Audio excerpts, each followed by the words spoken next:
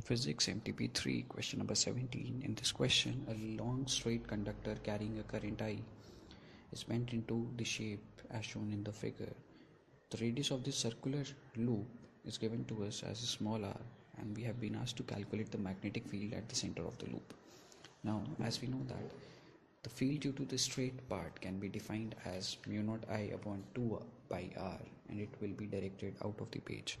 The field due to the circular part B2 can be defined as mu naught I upon 2r, and that will be into the page.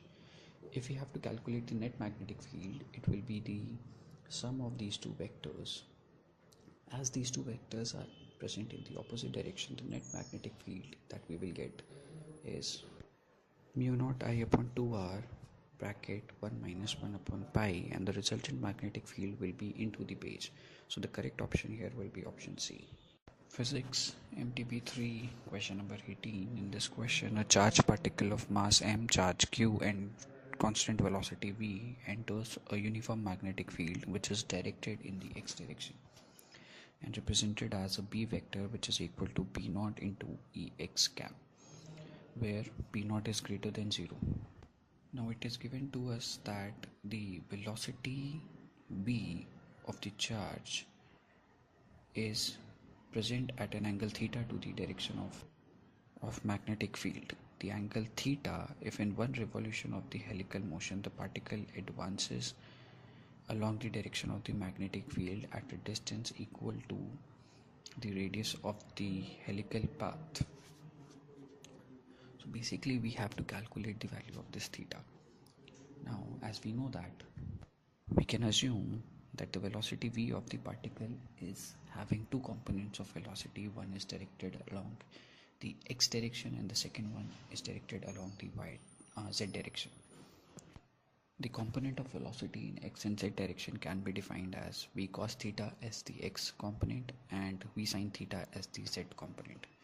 Now, according to the basic principles of magnetism, the magnetic field will move the moving charged particle in a circular path. So we can define mvz square by r, that is the centripetal force, is equal to the magnetic force, which is qvz into b.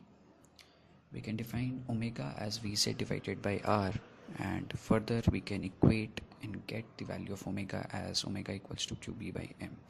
Now the radius of path we defined as r equals to mvz upon qb, and time taken for one revolution can be calculated as t equals to 2 pi by omega, which is 2 pi m upon qb.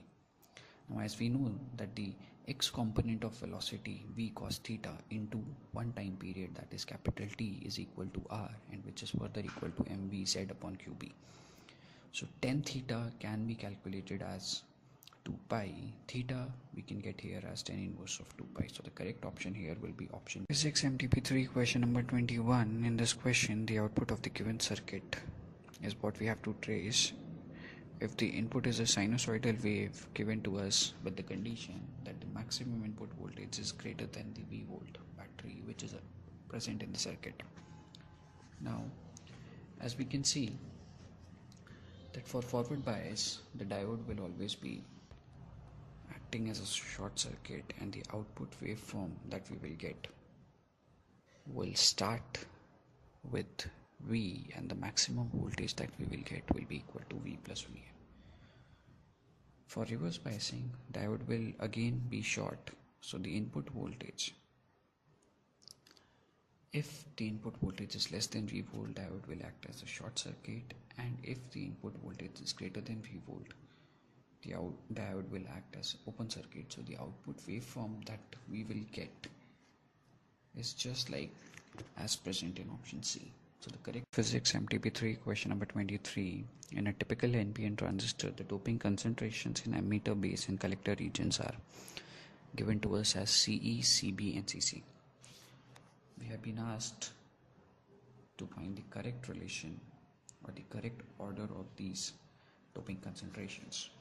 Now, as we know that in an NPN transistor, emitter is heavily doped, collector is moderately doped, and base is very thin and the least doped element. So the correct order here will be CE greater than CC greater than CB. So the correct answer here will be option A. Physics MTP3 question number 24. In this question, compound XY2O4 oxide ions are arranged in FCC and cations X are present in octahedral voids. Cations Y are equally distributed between octahedral voids and tetrahedral voids, and we have been asked to find the fraction of octahedral voids occupied. Now, as we know that O2 minus or O minus 2 ions are arranged in CCCP, so number of unit cells will be equal to 4. X are present in octahedral voids, so the total number of units is 4. Fraction of octahedral voids occupied will be equal to 1 by 4. Again, Y is present in octahedral voids as well as tetrahedral voids, that is 4 and 4. So the fraction of octahedral voids occupied will be 1 by 4. Total fraction of octahedral voids can be calculated as 1 by 4 plus 1 by 4, that is equal to 1 by 2. So the correct answer here will be option A.